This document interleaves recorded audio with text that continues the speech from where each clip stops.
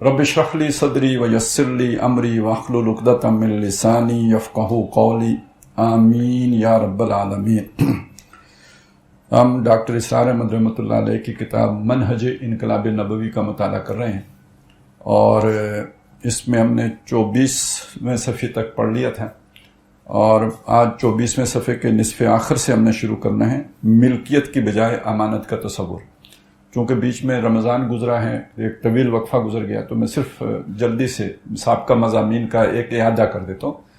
पहली बात ये हमारे सामने आई थी कि तमाम इनकलाबात में सबसे कामिल तरीन इनकलाब, सबसे जल्दी वक़ूअ पज़ीर होने वाला इनकलाब, एक ज़िंदगी के अंदर ही जो और सबसे हमाजती हमा पहलू इनकलाब जो है वो मोहम्मद रसूलुल्लाह का है, जिसका नतीजा ये है कि कोई भी शख्स अगर दुनिया में चेंज लाना चाहता है, तब्दीली लाना चाहता है, माशरा बदलना चाहता है, इनकलाब लाना चाहता है, तो उसके लिए जो रोल मॉडल इनकलाब का होगा वो हुज़ूर सल्लल्लाहु अलैहि वसल्लम का होना चाहिए। सीधी सीधी माकूल बात है। हमारे लिए तो इजाफी तौर पर कि हम उन्हें अल्लाह का नबी मानते हैं तो उनका उसवा हमारे लिए बेहतरीन नमूना है, तो हमने तो उस एतबार से भी उसकी इत्तिबा करनी है। अब उसके साथ ही जब हमने एक देखा कि भाई इनकलाबी अमल होता क्या है, तो पता चला कि सबसे पहले एक नज़रिया होना चाहिए और नज़रिए के इनकलाबी होने के लिए ज़रूरी ये है कि वो नज़रिया जो है वो या तो बिल्कुल नया हो, बिल्कुल नया कोरा, या अगर पुराना है तो उसकी ताबीर नई हो, अपने ज़माने के मुताबिक, असर के मुताबिक उसकी ताबीर हो। तो उससे अगली चीज़ जो थी वो ये थी कि उस नज़रिए के साथ जो लोग जुड़ जाएं उनको मनज़म करना है, उनकी तरबियत करनी है, उस नज़रिए में उन्हें पूरी तरह ढाल देना है। वो उनका यानी यूँ समझिए उनका वजीफ़ा ऐसा बन जाए कि पूरा किरदार उस नज़रिए के ताबे हो जाए। और ये 3 अमल जारी रहेंगे जब तक कि आपके पास इतनी ताकत ना आ जाए कि आप टेक ओवर कर सकें, आप माशरा नहीं इक़्तिदार में आ सकें, पावर में आ सकें। ये आजकल एक इस्तिलाह इस्तेमाल हुई है रजीम चेंज की, तो ये असल में रजीम चेंज नहीं है, रजीम एक ही है। नवाज शरीफ और इमरान खान में कोई फ़र्क नहीं है, ये एक ही एलीट क्लास है और जिनके दरमियान ये इक़्तिदार का खेल खेला जाए। ये रजीम चेंज नहीं है। रजीम चेंज तो तब होता है कि जब नीचे से कोई उठे जो उस गेम का हिस्सा ना हो और रजीम चेंज कर दे। तो जब आपके पास इतनी पावर आ जाए कि आप रजीम बदल सकते हो, तो अब यानी इनकलाबी अमल के एतबार से रजीम चेंज का मतलब ये होगा उस पूरी क्लास को आउट कर देना और उसकी जगह पे एक बिल्कुल नई जो है वो क़यादत लेके आ जाना। तो जब आपके पास इतनी पावर आ जाएगी तो फिर उसका मामला तो दूसरा है, लेकिन जब तक वो नहीं आती तब तक आपने पुरतशद्दुद नहीं होना, वायलेंट नहीं होना। जो भी आपकी मुखालफत हो उसे झेलना है, बर्दाश्त करना है, सब्र करना है, पैसिव रेजिस्टेंस करनी है। और अगला मरला ये होगा कि जब वो ताकत आ जाए तो अब आपने इनिशिएटिव लेना है, यानी कुछ ऐसा करना है कि जिसके नतीजे में रियासत जो है अपना फुल फ्लज आपके ऊपर अटैक पे आए। और अगर आपकी तैयारी कामिल होगी तो यहाँ रजीम चेंज होगी, वो इनकलाब आएगा। तो ये हमने एक खाका सा हमारे सामने आ गया था। फिर हमने ये देखा कि नबी सल्लल्लाहु अलैहि वसल्लम के इनकलाब में जो नज़रिया है वो तौहीद है, और ये तौहीद का नज़रिया तो बहुत पुराना है। इसकी ताबीर जदीद क्या होगी? तो आज यानी उस ज़माने में देखिए क्या था कि तौहीद को रुकावट कहाँ से आ रही थी? अकीदे की सतह पे आ रही थी, बुत परस्ती थी, और बाकी सारा निज़ाम जो था सियासी हो माशी हो वो उस बुत परस्ती पर खड़ा था। लिहाजा वहाँ तौहीद के इस पहलू को ज़्यादा नुमायाँ किया गया था। आज के दौर में तौहीद के जिस पहलू को नुमायाँ करने की ज़रूरत है वो तौहीद का इम्पैक्ट जो सियासत पर आएगा, तौहीद का इम्पैक्ट जो मईशत पर आएगा, तौहीद के असरात जो समाज पर ज़ाहिर होंगे। तो इस एतबार से नहीं, जिसे आज हम सिस्टम कहते हैं, उसकी तब्दीली का नाम इनकलाब है। तो सबसे पहली बात ये हमें नज़रिए में जो सियासी सतह पर तब्दीली आएगी वो ये है कि हुक्मरानी न किसी बादशाह की है न सारे अवाम की है, हुक्मरानी का हक सिर्फ अल्लाह ताला को है। ये हुजूर सल्लल्लाहु अलैहि वसल्लम के दौर में भी तस्लीम किया गया ये बात, और जो हुजूर खुद अल्लाह के खलीफा हैं, बाद वाले भी जो सब ने अल्लाह के इस हक को तस्लीम करके हुक्मरानी की है। और आम तौर पर हमारे जो रवायती दीनी मजहबी तबका है उसके अंदर यही तसव्वुरात आज भी मौजूद हैं, जबकि ज़माना बदल गया है। इस बदले हुए ज़माने में अब वो न कबीले रहे हैं, न ही अब वो पुराने वो उलुल अम्र का तरीका रहा है। अब एक बिल्कुल नई सूरत सामने आ चुकी है, और इस नई सूरत में वो हक के हुक्मरानी अल्लाह का तस्लीम करते हुए, यानी जो डॉक्टर साहब के आखिरी अल्फाज है मैं आपको सुना देता हूँ कि لیکن آئندہ مستقل طور پر اسلامی خلافت کا سربراہ خلیفۃ المسلمین یا امیر المومنین کہلائے گا. یعنی اصل میں تمام مسلمان ہیں خلافت کے اہل اور حامل، تمام مسلمان خلافت کے اہل اور حامل ہیں. وہ جب اپنی رائے سے کسی کو خلافت کی ذمہ داری تفویض کریں گے تو وہ مسلمانوں کا خلیفہ ہوگا. بنیادی فرق یہ ہے، اب کوئی بھی اللہ کا خلیفہ نہیں ہوگا، اب جو بھی ہوگا وہ مسلمانوں کا خلیفہ ہوگا، جان نشین، یعنی مسلمانوں کی نیابت کر رہا ہوگا، ان کی وائسرنسی کر رہا ہوگا، ان کی ریپریزنٹیشن کر رہا ہوگا. اصل میں اللہ نے وہ خلافت اب مسلمانوں کو دے دی ہے، تو مسلمان جس کو اپنا امیر بنا لیں گے وہ گویا مسلمانوں کی نمائندگی کرتے ہوئے اس کو پرفارم کر رہا ہوگا. یہ ہے سب سے بڑا پہلا انقلابی تصور جس کا تعلق ہے سیاسی ڈھانچے سے. اگر آپ اسے نہیں مانتے تو گویا آپ نے آج کے دور کے سیاسی سطح کے اسلامی تصور کو مانا ہی نہیں ہے. یہ ہے وہ بنیادی بات جو سمجھے بغیر وہ ساری تبدیلی سمجھ میں نہیں آئے گی کہ جو ڈاکٹر صاحب ہی کی بنائی ہوئی جماعت کے اندر وہ پذیر ہو رہی تھی. اب آگے چلتے ہیں جی. ملکیت کی بجائے امانت. ملکیت اور امانت دیکھیں دونوں، کوئی بھی چیز ہے، یہ گلاس ہے، یہ میرے قبضے میں ہے، تو اب سوال یہ ہے کہ میں اس کا مالک ہوں یا میرے پاس امانتاً ہے. تو یہاں توحید کے زیر اثر جو تصور بنے گا وہ امانت کا بنے گا، جس کا سادہ مطلب یہ ہوگا کہ اب آپ اسے سمجھ لیجئے گا، بڑی آسانی سے سمجھ آ جائے گا. آج کل ایک فلسفہ چل رہا ہے، میرا جسم میری مرضی. اس کے پیچھے اصل جو خرابی ہے وہ کیا ہے؟ اصل خرابی یہ ہے کہ میں اپنے آپ کو اپنے جسم کا مالک سمجھتا ہوں. تو جب میں مالک ہوں تو میری مرضی ہے، میں اپنے جسم کو جس طرح چاہوں استعمال کروں. اس کو آپ امانت سے بدل دیجئے کہ نہیں، میرا جسم تو میرا ہے ہی نہیں، یہ کسی کی امانت ہے میرے پاس، میں خودکشی نہیں کر سکتا. اگر میرا جسم میری مرضی ہو تو مجھے خودکشی کا حق حاصل ہونا چاہیے. میں نہیں کر سکتا. کیوں؟ میں اپنی جان خود سے اپنی مرضی سے نہیں لے سکتا، یہ کسی کی امانت ہے میرے پاس. امانت کے اندر تو میں یہ بددیانتی نہیں کر سکتا. اسی طرح یہ انگلی، یہ آنکھ، یہ جو کچھ بھی میری صلاحیتیں میری نہیں ہیں، یہ میرے پاس امانتاً ہیں، اور ان کا میں بیجا استعمال نہیں کر سکتا، ان کو میں بیجا تلف نہیں کر سکتا، میں انہیں بیجا نقصان نہیں پہنچا سکتا.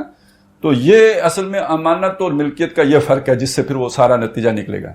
قرآن مجید میں دو آدمیوں کا ذکر آتا ہے. ایک تو سورہ کاف میں وہ جس شخص کا باغ تھا اور اس نے کہا کہ جی یہ میرا باغ ہے اور میں نہیں سمجھتا یہ کبھی تباہ ہوگا. اور دوسرا ایک شخص کا ذکر آتا ہے جو قارون ہے، اس نے کہا اوتی تو ہوں علی علم، یہ مال مجھے میرے علم کی بدولت ملا ہے. پھر ایک قوم کا ذکر بھی آتا ہے، قوم شعیب کا. وہ شعیب علیہ السلام کو کہتے ہیں کہ یار یہ تمہاری توحید کا، یعنی تمہاری نمازوں کا یہ مطلب ہے کہ ہم اپنے اموال میں اپنی مرضی بھی نہیں چلا سکتے. تو وہ جو میرا جسم میری مرضی ہے، اس کی ایک ایکسٹینڈ فارم یہ بھی ہے جو قدیم سے چلی آ رہی ہے کہ میرا مال میری مرضی. تو قارون کا فلسفہ یہ تھا، میرا مال میری مرضی. اور وہ قوم شعیب تھی، ان کا بھی فلسفہ یہی تھا کہ میرا مال میری مرضی. تو توحید کا تقاضا یہ ہے کہ نہیں، مال آپ کا نہیں ہے، مال کسی اور کا ہے. آپ کے پاس امانت ہے، امانت ہے تو آپ کی مرضی نہیں ہے، اس کی مرضی چلے گی، اور اسی کے مطابق آپ تصرف کرو گے تو وہ جو ہے نا آپ بری و ذمہ ہوگی، نہیں تو آپ پکڑے جاؤ گے. یہی وجہ ہے آخرت میں جو بنی آدم، ہر آدم کے بیٹے سے جو سوالات ہوں گے تو ان میں سے ایک سوال، دو سوال مال سے متعلق ہوں گے، کمایا کہاں سے اور خرچ کہاں کیا. اگر میرا مال میری مرضی ہوتا تو پھر یہ بات کیوں ہوتی؟ پھر کوئی کیوں پوچھتا کہ بھائی کہاں خرچ کیا؟ میرا مال تھا، میں جہاں مرضی خرچ کروں. نہیں، یہ مال اللہ کا تھا، جس کا تھا وہ پوچھ سکتا ہے کہ بھائی کہاں خرچ کیا، غلط کیا یا ٹھیک کیا. میں نے تو صرف جائز جگہوں پہ خرچ کرنے کی اجازت دی تھی، ہر جگہ خرچ کرنے کی تو اجازت نہیں دی تھی. تو بس اس کو ذہن میں رکھتے ہیں، ہم اسے پڑھ لیتے ہیں. اسی توحید کے نظریے کا بدیہی نتیجہ یہ ہے جسے ہر دور میں پوری طرح کھول کر بیان کرنے اور واضح کرنے کی ضرورت ہے. یعنی یہ لوگوں پر واضح نہیں ہے تو بڑے بڑے اہل علم پر، بڑے بڑے موحدین پر واضح نہیں ہے. توحید کے ماننے والوں پر یہ بات اس طرح واضح نہیں ہے، لہذا واضح کرنے کی ضرورت ہے. انہیں بتانا پڑے گا کہ یہ اس کا توحید کا لازمی نتیجہ ہے.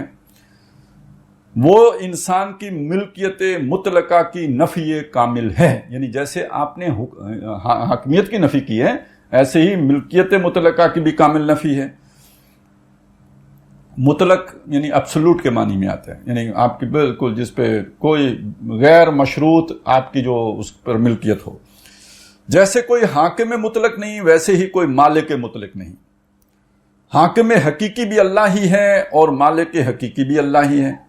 قرآن مجید جس طور پر مختلف اسالیب سے اللہ تعالیٰ کی حاکمیت مطلقہ کا اثبات قرآن مجید میں جس طرح مختلف اسالیب سے اللہ تعالیٰ کی حاکمیت مطلقہ کا اثبات فرمایا گیا ہے، اسی طرح اللہ تعالیٰ کی ملکیت مطلقہ کا بھی مختلف اسالیب سے اثبات کیا گیا ہے.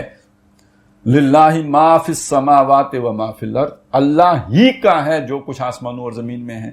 یہ ہی والا جو کسی نے اگر عبد المجید ندیم صاحب کے تقریریں سنی ہوں تو اس میں وہ کہیں 15 منٹ لگا دیتے ہیں بی اور ہی کے فرق پر. اللہ بی نہیں، اللہ ہی. تو یہ ہی والا وہ جو تصور ہے، تو اللہ ہی کے لیے ہے جو کچھ آسمانوں میں ہے اور جو کچھ زمین میں ہے. اور لہو ما فی السماوات و ما فی الارض، اسی کے لیے ہے، یعنی اللہ کی بجائے ضمیر آ گئی ہے، اسی کے لیے جو کچھ آسمانوں میں اور جو کچھ زمین میں، یعنی وہی مالک ہے. اللہ کی اسی ملکیت مطلقہ کے اظہار کے لیے قرآن مجید میں متعدد بار آیا ہے، یعنی یہ والی آیات بہت جگہوں پہ آئی ہیں. اور یہاں للہ اور لہو میں حرف جار لام کے متعلق تمام مفسرین کا اجماع ہے کہ یہ لام تملیک بھی ہیں اور لام استحقاق بھی.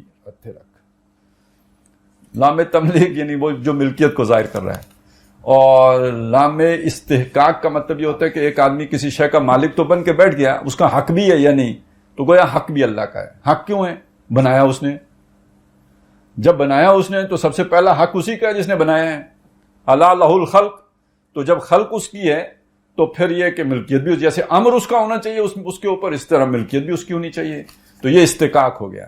اچھا بعض اوقات استحقاق تو میرا ہے لیکن چھین کسی اور نے لیا ہے، تو چھینا ہوا بھی کسی کا نہیں ہے، یعنی اس کی تملیک ہے.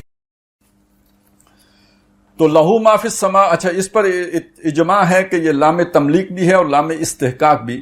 پھر سورہ آل عمران میں فرمایا وَلِلَّهِ مِيرَاثُ السَّمَاوَاتِ وَالْأَرْضِ، اللہ ہی کے لیے میراث ہے، وراثت آسمانوں اور زمین کی. اور سورہ منافقون میں وَلِلَّهِ خَزَائِنُ السَّمَاوَاتِ وَالْأَرْضِ، تمام آسمانوں اور زمین کے خزانے اللہ ہی کے ہیں. فرما کر مسئلہ کو بالکل واضح اور منقح کر دیا کہ جس طرح حاکم حقیقی صرف اللہ ہے، اسی طرح کائنات کی ہر شے کا مالک حقیقی بھی صرف اللہ ہے.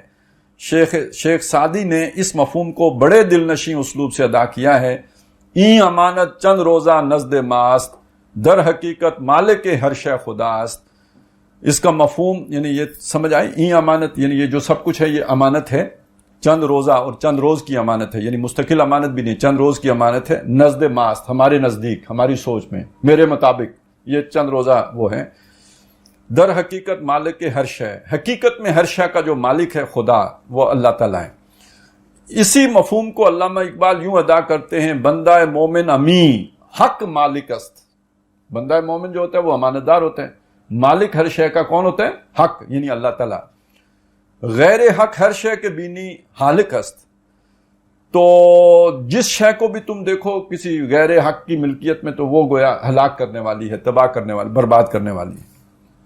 حاصل کلام یہ ہوا کہ جیسے حاکمیت کے باب میں حاکمیت کے بجائے خلافت ہے، ویسے ملکیت کے ضمن میں ملکیت کے بجائے امانت ہے. جو کچھ انسان کے پاس ہے یا جو کچھ وہ جائز طریقے سے حاصل کر رہا ہے، اس اصول پر بھی قدغنیں ہوں گی. یعنی کہ آپ نے جائز کما لیا تو جدھر مرضی خرچ کریں، قدغنیں ہوں گی. ناجائز طریقے سے حاصل کر لے گا تو ضبط کر لیا جائے گا اور تعذیب کا سزاوار ٹھہرے گا. لیکن انسان جائز طریقے سے جو کچھ حاصل کرے گا تو وہ اس کے پاس اللہ کی امانت ہے. اس میں تصرف بھی صرف جائز طریقے سے کیا جائے گا. تصرف استعمال میں لانا. ناجائز طریقے سے تصرف ہوگا تو تصرف کا اختیار بھی ساقط ہو جائے گا. یہ بھی بڑا انقلابی نظریہ ہے. ایک وہ تصور ہے کہ ذاتی، یعنی اس کے انقلابیت کو اب بیان کیا جا رہا ہے، ایک وہ تصور ہے کہ ذاتی ملکیت کا حق بڑا مقدس ہے. یعنی دنیا میں تو تصور یہی ہے نا، یہ کیپٹلزم کی جو بنیاد ہے، یہ میرا مال میری مرضی. تو ایک وہ تصور ہے کہ ذاتی ملکیت کا حق بڑا مقدس ہے، میری شے ہے، میں جس طرح چاہوں استعمال کروں، میرا اختیار مطلق ہے. کیونکہ میری ملکیت مطلق ہے تو اس پر تصرف کا بھی میرا اختیار ہے، میں جو چاہوں کروں. ملکیت کا مطلب تو یہی ہے، میری بکری ہے، میں جب چاہوں ذبح کر دوں، تم کون ہوتے ہو پوچھنے والے؟ میرا پیسہ ہے، میں جس طرح چاہوں اسے انویسٹ کروں. میں نے شراب خانہ کھولا ہے، میں نے کسی کو مجبور نہیں کیا جو آ کر پینا چاہے پیے، نہ پینا چاہے نہ پیے. میں نے کسی پر جبر نہیں کیا، میں بھی آزاد ہوں، وہ بھی آزاد ہے. میں نے قمار خانہ، کعبہ خانہ، نائٹ کلب اور انہی قبیل کے کاموں میں اپنا سرمایہ لگایا ہے. کوئی ان میں دلچسپی لے یا نہ لے، میں کسی کو مجبور نہیں کرتا. یہ تصور اسلام میں نہیں ہے. اسلام میں امانت کا تصور ہے. جس کی امانت ہے اس نے جس حد تک اور جن پابندیوں کے ساتھ تصور کا حق دیا ہے، اس حد تک تصور کر سکتے ہو. اس سے تجاوز کرو گے تو مجرم شمار ہوگے. غور کیجئے کہ معاشی سطح پر یہ کتنا عظیم انقلاب ہے. مجھے علامہ اقبال کے یہ اشعار یاد آ رہے ہیں. کرتا ہے دولت کو ہر آلودگی سے پاک و صاف، منعموں کو دولت مال و دولت کا بناتا ہے امی. اس سے بڑھ کر اور کیا فکر و عمل کا انقلاب، بادشاہوں کی نہیں اللہ کی ہے یہ زمین. یہ یہاں پہ ہم نے ابلیس کی مجلس شورا پر اس پہ کافی جو ہے وہ گفتگو کر لی تھی. تو اصل میں زمین، اب ایک تو مال کی تو بات ہو گئی، زمین بھی اللہ کی ہے. جو ساتھ یہ بات بھی آ گئی کہ یہ بھی در حقیقت اصل مالک تو اس کا بھی اللہ ہے.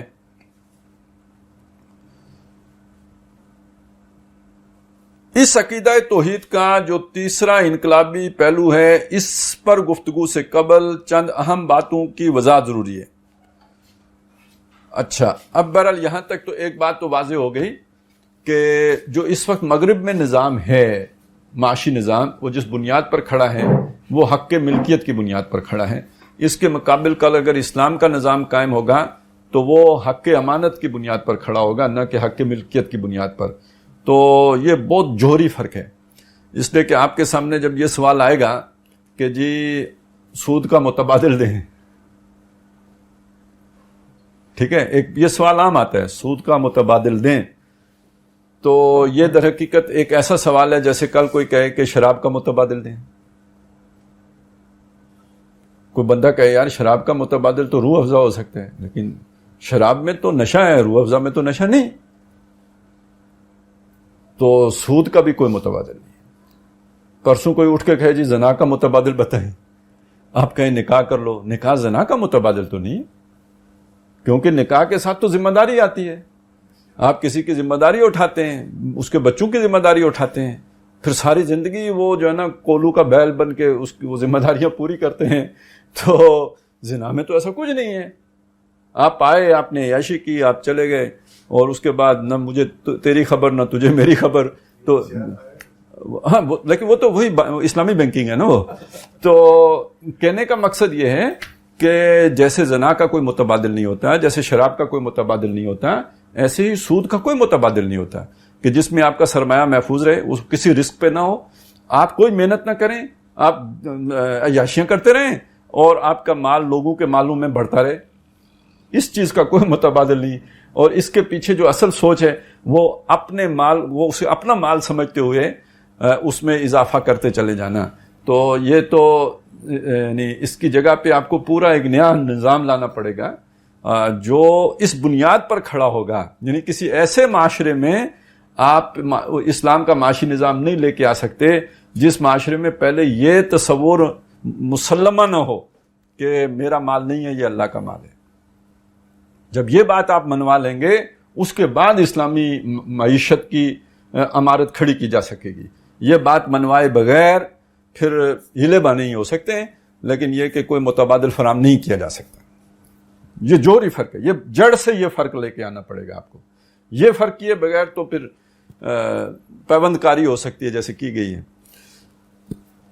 وہ کیا ایک محاورہ ہے نا کہ ایک تو ہے نا کہ مخمل پہ ٹاٹ کا پیوند، تو کسی اچھی چیز میں کسی بری چیز کو ڈالا جائے تو وہی ہو. یہاں تو ٹاٹ پر مخمل کا پیوند لگانے والی بات ہے نا. چلیں،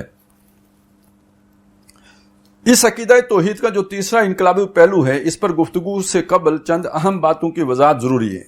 یعنی پہلا کیا تھا؟ سیاست، وہ ہم نے سمجھ لیا کہ حکمرانی کا حق اللہ کا ہے. دوسرا کیا ہے؟ معیشت، تو ملکیت کا حق اللہ کا ہے. اب آ گیا تیسرا.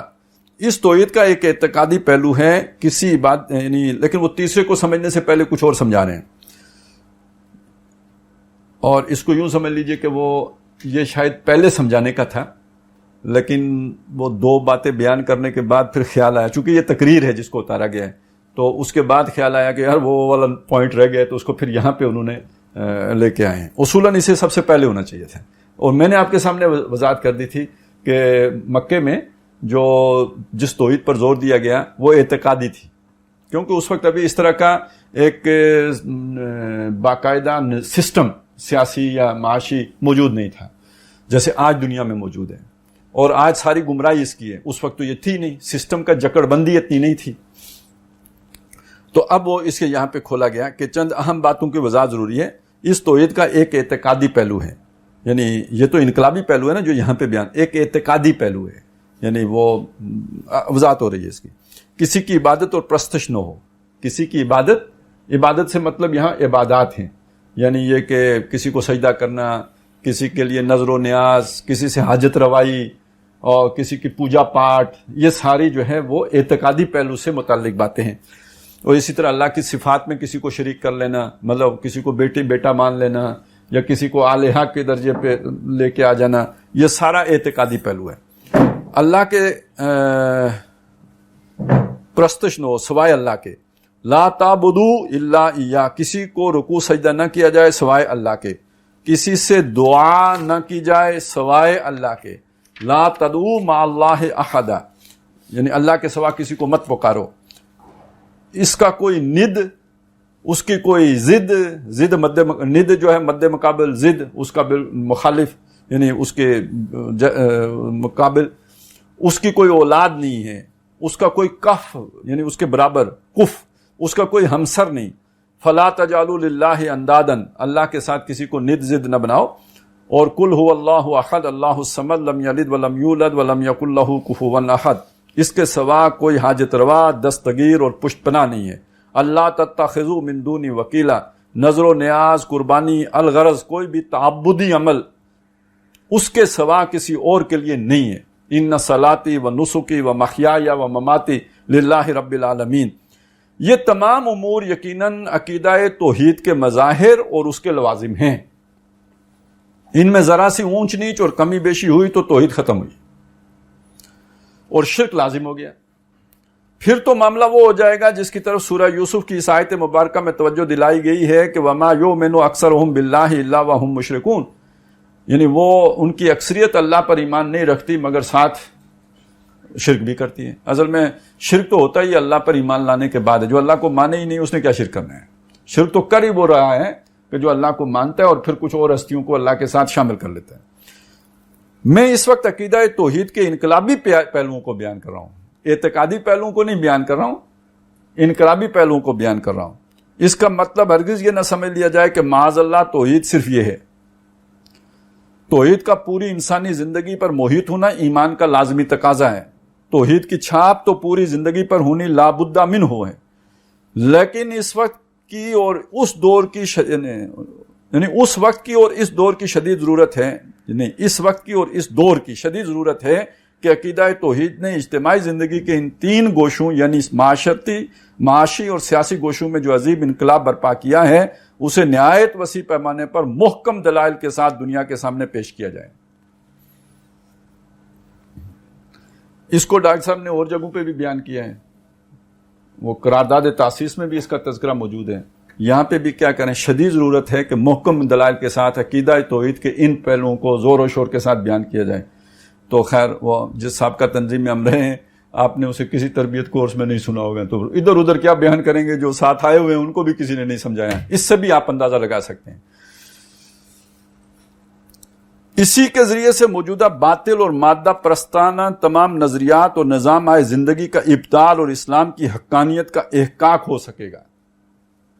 یہ صرف فرائض دینی کے جامع تصور کا چکر نہیں ہے، یہ جو نظام موجود ہے ان کا ابطال کرنا ہے، ان کو غلط ثابت کرنا ہے علمی سطح پر، یہ نہیں کہ نعرے مارنے کی سطح پہ، اور اپنے نظام کا احقاق، اس کا حق نہ ثابت کرنا ہے اور محکم دلائل کے ساتھ کرنا ہے۔ سیاسیات کے شعبے میں توحید کا انقلابی تصور یہ ہے کہ ہر نوع کی حاکمیت انسانی کا خاتمہ، حاکمیت مطلقہ صرف اللہ کی ہے۔ سیاسی سطح پر انسان کے لیے اسلام نے اصول دیا ہے۔ معاشیات اور اقتصادی شعبہ میں توحید کا انقلابی تصور یہ ہے کہ انسان کی ملکیت مطلقہ کا خاتمہ، ملکیت مطلقہ صرف اللہ کی ہے۔ اس سطح پر ہمارا دین امانت کا تصور دیتا ہے. ان دونوں امور پر میں گفتگو کر چکا ہوں، وہ بھی اختصار کے ساتھ، چونکہ وقت کی محدودیت کی وجہ سے تفصیلات میں جانے کا موقع نہیں ہے.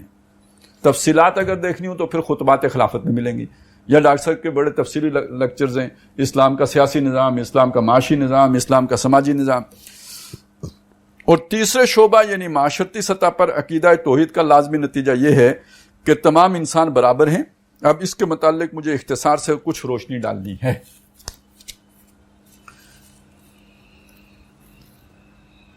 یعنی سب سے پہلے ہم نے دیکھا کہ انسان کے لیے خلافت ہے، حاکمیت اللہ کے لیے. دوسرے سطح پر ہم نے معاشی سطح پر دیکھا انسان کے لیے امانت ہے، ملکیت ہر شے کی اللہ کے لیے. اب تیسری سطح میں یعنی ون ورلڈ جو اس کا سلوگن ہوگا، انسان کے لیے مساوات، یعنی انسانوں کے لیے مساوات. اب اس کی بنیاد یعنی توحید کے ساتھ اس کی ریلیشن شپ کیا ہے، اس کو کھولا گیا ہے.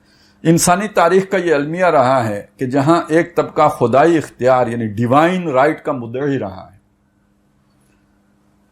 خدائی اختیار یعنی اس کے پاس ہے، اور جہاں یہ کون طبقہ رہا ویسے؟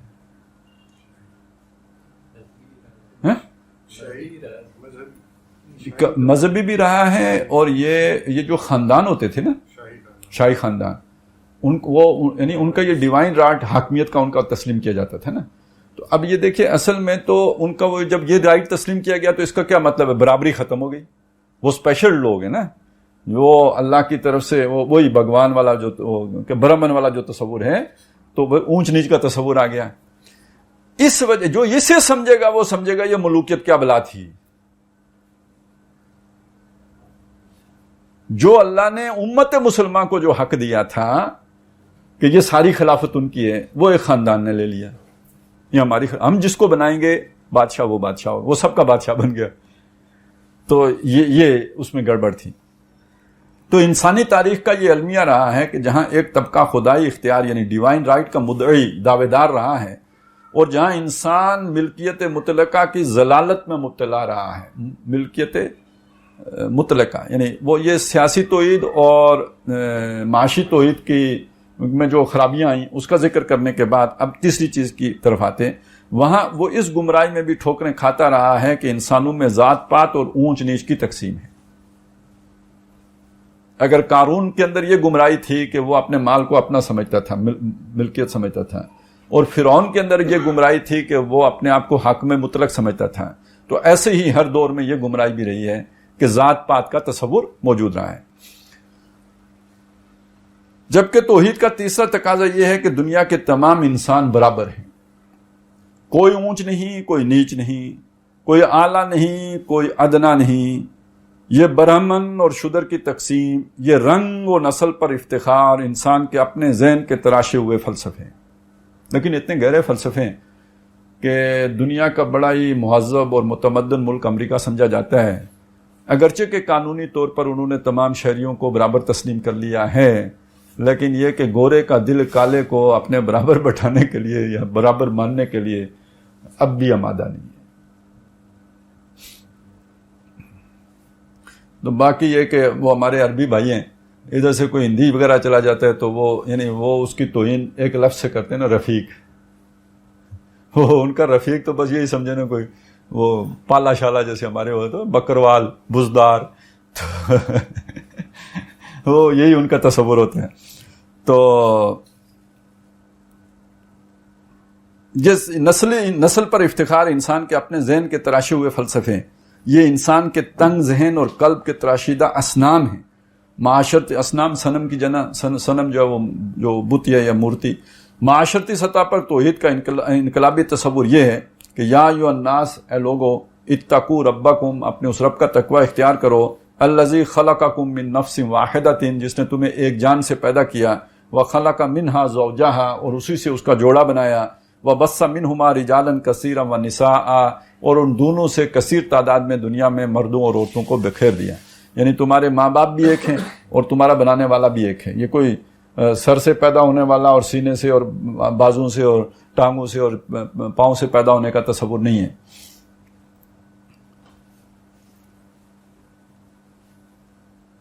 یعنی پوری نو انسانی ایک ہی جوڑے کی اولاد ہے. بدقسمتی سے توحید کے ماننے والوں میں بھی مرور زمانہ یعنی وقت کے گزرنے کے ساتھ ساتھ اور دوسروں کی دیکھا دیکھی اونچ نیچ کی تقسیم آ گئی ہے. سید زادہ وہ چاہے واقعی سید زادہ ہو یا بنا ہوا سید ہو. ہمارے ہندوستان میں تو یہ بھی مصیبت ہے نا کہ یعنی خود ساختہ سید بھی بہت زیادہ ہیں. وہ ایک لطیفہ مشہور ہے کہ کسی سید زادی کی شادی ہوئی کسی سید زادے سے, تو سہاگ رات کو شاہ جی ذرا گھبرا رہے تھے اور کوئی پیش قدمی نہیں کر رہے تھے. دلہن کافی انتظار کے بعد آخر اس نے سبب پوچھا تو اس نے کہا کہ اصل میں مسئلہ یہ ہے کہ ہم اصلی سید نہیں ہیں. تو میں گھبرا اس بات پہ رہا ہوں کہ کہیں کوئی گستاخی نہ ہو جائے سید کی. تو اس نے کہا گھبرانے کی کوئی بات نہیں ہے, ہم بھی جلندری سید ہیں.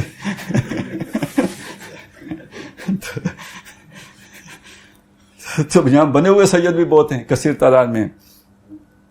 لہذا ڈاکٹر صاحب نے اس طرف بھی اشارہ کر دیا کہ دوسروں کی دیکھا دیکھی اونچ نیچ کی تقسیم آ گئی. سید زادہ وہ چاہے واقعی سید ہو یا بنا ہوا سید ہو, وہ چاہے زانی اور شرابی ہو, اس کے گھٹنے کو احترام کے ساتھ ہاتھ لگایا جائے گا. یہی صورتحال یہی تقسیم وڈیروں, زمینداروں اور ان کے مزارعین اور پیروں اور ان کے مریدوں کے مابین بھی دیکھنے میں آتی ہے. یہ سب کہاں سے آیا؟ یہ جھک کے ملنا اور یہ پسند کرنا کہ کوئی جھک کے ملے, یہ تو آلموسٹ رکوع ہے. اور رکوع سجدے کے حکم میں, یہ گھٹنا چھونا. تو یہ کہاں سے آیا؟ ایک طرف نسل کی نفی اور دوسری طرف نسل پرستی کا یہ عالم. اگر کامل سماجی مساوات نہیں ہے تو کسی درجے میں بھی وہ معاشرہ اسلامی معاشرہ کہلانے کا مستحق نہیں ہے. ہمارے یہاں ایک تصور سید کا اگر تصور ہے تو کوئی مصلی کا تصور بھی ہے نا. مصلی مطلب نہیں, کھیتوں میں جو کام کرتے ہیں مطلب وہی کمی کے لیے اچھا. ویسے مصلی کا لغوی طور پر کیا مطلب ہے؟ نمازی. ہاں جی, نماز پڑھنے والا مسلین, اس کی جمع ہے مسلین. سمجھ آئی؟ لیکن استعمال کس معنی میں ہوتے ہیں؟ ہاں, بلکہ وہ جو جھاڑو شاڑو دینے والا. ہاں, تو یعنی یہ چیزیں مسلمانوں میں بھی ہیں اس وقت ہیں. تو یوں تو سید بھی ہو, مرزا بھی ہو, افغان بھی ہو, تم سبھی کچھ ہو, بتاؤ تو مسلمان بھی ہو. تو وہ کہتے ہیں اگر کامل سماجی مساوات نہیں ہے تو کسی درجے میں بھی وہ معاشرہ اسلامی معاشرہ کہلانے کا مستحق نہیں ہے. یہ ساری تقسیمیں ہی غلط نہیں ہیں, غلط ہی نہیں موجب فساد ہیں. یعنی یہ صرف غلط نہیں ہیں بلکہ ان سے فساد بھی پیدا ہوتے ہیں, بگاڑ پیدا ہوتے ہیں معاشرے کے اندر, عدم توازن اور فتنہ پیدا ہوتے ہیں. کوئی اونچا اور کوئی نیچا نہیں, اس لیے کہ سب کا خالق ایک اللہ ہے اور سب ایک انسانی جوڑے آدم اور حوا کی اولاد ہیں. تو کون اونچا اور کون نیچا, کون اعلیٰ اور کون ادنا؟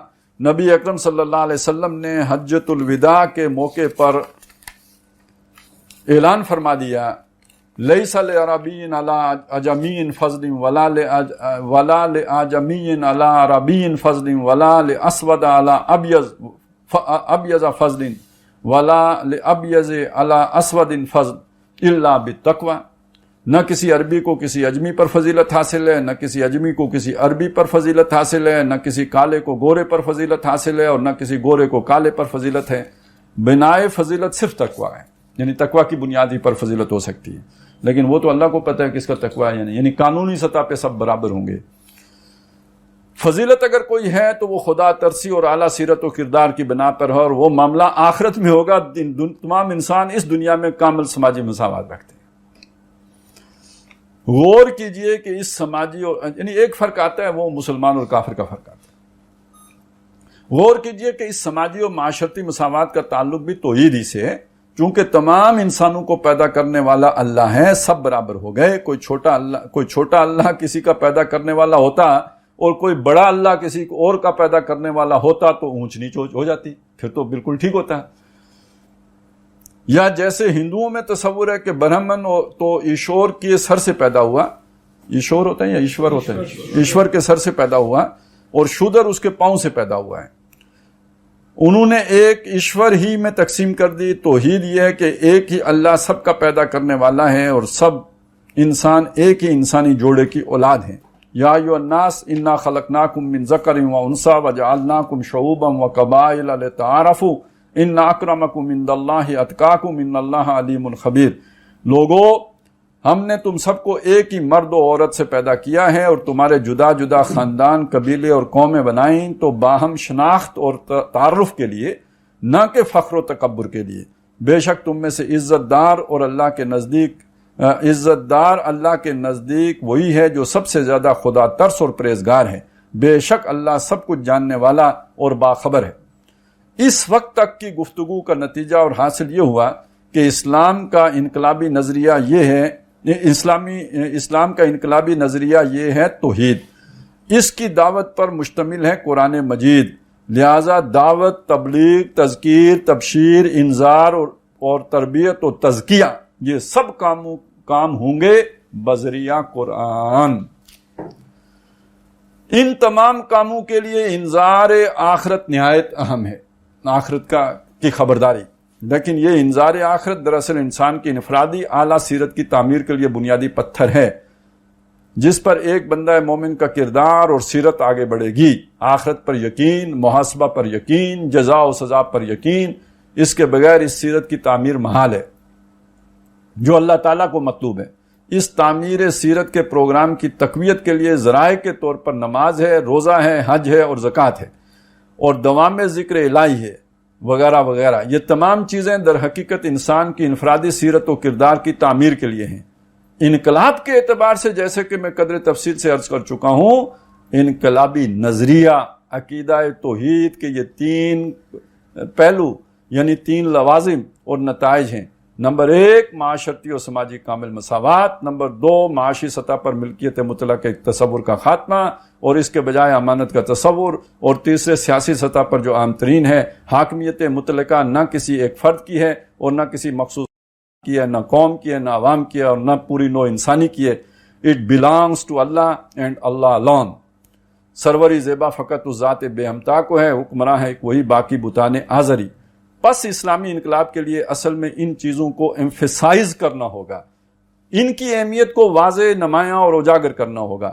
ان کو نظر انداز کر کے زور ہو جائے نماز اور روزے وغیرہ پر تو در حقیقت انقلابی عمل کا آغاز نہیں ہوگا. کچھ مذہبی اور اخلاقی اصلاح کا کام ہو جائے گا، کچھ لوگ اچھے مسلمان بن جائیں گے، یہ اور ایسے دوسرے کچھ کام ہو جائیں گے. اس میں کوئی شک نہیں کہ انقلابی عمل کا آغاز ہی نہیں ہوگا. اس وقت تک کی گفتگو کا حاصل یہ ہوا کہ اسلام کا انقلابی نظریہ ہے توحید. اس کی دعوت پر مشتمل ہے قرآن مجید. توحید نظریہ ہے تو توحید کا لٹریچر کیا ہے؟ قرآن مجید. یعنی لٹریچر کی اس میں بڑی اہمیت ہوتی ہے انقلابی نظریے میں، تو وہ لٹریچر ہمارا قرآن ہے. لہٰذا اب دیکھیے، دعوت، دوسرے کو بات پہنچانا، تذکیر نصیحت کرنا، تبشیر بشارت دینا، انذار خبردار کرنا، تربیت ٹریننگ اور تزکیہ وہ نفس کی جو بری خواہشات ہیں ان سے بچنا، یہ سب کام ہوں گے بذریعہ قرآن. بہت کیٹاگوریکلی بات کہی گئی ہے. اب وہ جو لوگ بعد میں تنظیم کے اندر کوئی دوسرے طریقے لے کے آ رہے تھے تو کم از کم ڈاکٹر صاحب کی فکر تو نہیں رہی تھی نا. وہ تو تزکیے کو بھی کہہ رہے ہیں کہ بذریعہ قرآن ہوگا.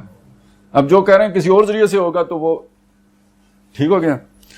یہاں تک تو ایک بات ہو گئی. آگے چلیں. ان تمام کاموں کے لیے انذار آخرت نہایت اہم ہے. اب یہ ڈاکٹر صاحب ایک سٹیٹمنٹ دے رہے ہیں کہ یہ جتنے کام اس سے پیچھے بیان ہوئے ہیں شخصیت کے اندر، یعنی کیا؟ تربیت، تزکیہ، ان کاموں کے لیے آخرت کو مستحضر رکھنا بہت اہم ہے. یہ دنیا عارضی ہے اور یہاں جو کچھ ہے یہ سارا فانی ہے اور اصل زندگی آخرت کی زندگی ہے. یعنی یہ نقطہ نظر نہیں ٹھیک ہوگا تو اعلموا انما الحیات الدنیا لعب و لہو و زینت و تفاخر و تکاثر فی الاموال والاولاد، تو کمثل غیث اعجب الکفار نباتہ ثم یہیج فتراہ مصفرا ثم یکون. یہ اگر کلیئر نہیں ہوگا تو پھر انسان دنیا میں اس کی ساری محنت ادھر لگ جائے گی. تو یہ انذار آخرت دراصل انسان کی انفرادی اعلیٰ سیرت کی تعمیر کے لیے بنیادی پتھر ہے، جس پر ایک بندہ مومن کا کردار اور سیرت آگے بڑھے گی. یہ پہلی بات ہوگی. یہ اصل میں فقر قرآن وہ جسے کہا گیا تھا نا، یعنی آدمی کو دنیا سے بے اعتنائی ہو جائے، یہ اس کا ہونا نہ ہونا غیر اہم ہو جائے، استغنا غنا کی کیفیت اس کو حاصل ہو گئی، یعنی مستغنی ہو گیا دنیا سے. آخرت پر یقین، محاسبہ پر یقین، جزا و سزا پر یقین، اس کے بغیر اس سیرت کی تعمیر محال ہے جو اللہ تعالیٰ کو مطلوب ہے. اس تعمیر سیرت کے پروگرام کی تقویت کے لیے ذرائع کے طور پر نماز ہے، روزہ ہے، حج ہے اور زکوٰۃ ہے، دوام ذکر الہی ہے، وغیرہ وغیرہ. یہ تمام چیزیں در حقیقت انسان کی انفرادی سیرت و کردار کی تعمیر کے لیے ہیں.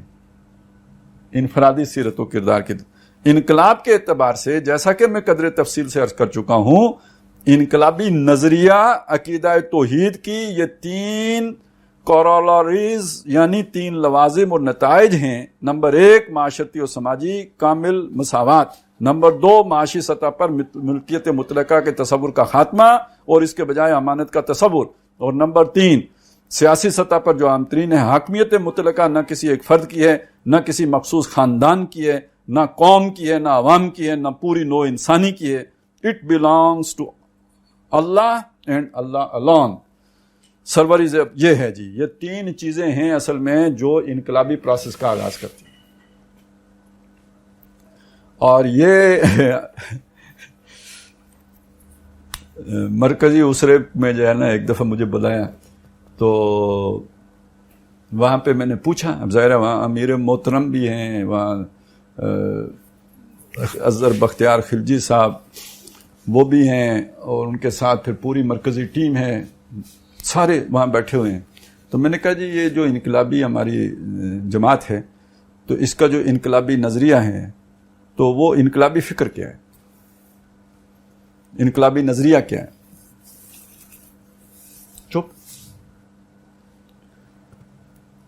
کوئی کافی سارے وقفے کے بعد ڈاکٹر ابصار صاحب جو جنہوں نے فلسفے میں پی ایچ ڈی کی ہے اور ڈاکٹر صاحب کے بھائی ہیں، یعنی ان سے ڈاکٹر صاحب نے ہر چیزیں ہم نے اتنے دور سے جا کے سیکھ لی تو ان کے تو سامنے ہوا نا سارا کچھ، اور جن مجلسوں میں ہم نے سیکھی ان میں وہ بھی بیٹھے ہوتے تھے، اور ہم تو بیک بینچر تھے عمیر کی طرح وہ تو ظہور کی طرح قریب بیٹھے ہوتے تھے. ٹھیک ہے، تو انہوں نے جواب دیا، اور وہ جواب پتہ کیا؟ توحید عملی. توحید عملی کا کیا ہے؟ وہ ڈاکٹر صاحب کا جو کتاب ہے جو فرائض دینی پر مشتمل. تو جیسے ابھی آپ کو جگایا تو تھوڑی دیر جگانے کے بعد پھر میں نے بتایا وہ تو اصل میں تو یہ معاشی سیاسی سماجی نظام ہے، اس کو بیان کیے بغیر تو آپ نے یہ ریولوشنری پروسیس کا آغاز ہی نہیں کیا ہے. اور کم از کم پچھلے پورے 18 سالوں میں، یعنی جب ہم یعنی جو عاقب صاحب کا دور رہا ہے اس میں اس طرف کسی نے یعنی جسے کہتے ہیں نا مڑ کے بھی نہیں دیکھا ہے. تو تربیتی پروگراموں میں تو ظاہر ہے بالکل ہی جس کی تربیت دینی تھی وہ تو کیا ہی نہیں گیا. بس اس ایک بات سے ہی سمجھ میں آ جانا چاہیے، کم از کم جو ٹھوک بجا کے پڑھ لے گا نا اس کو سمجھ آئے گی یار وہاں پہ کیا انحراف ہو رہا تھا.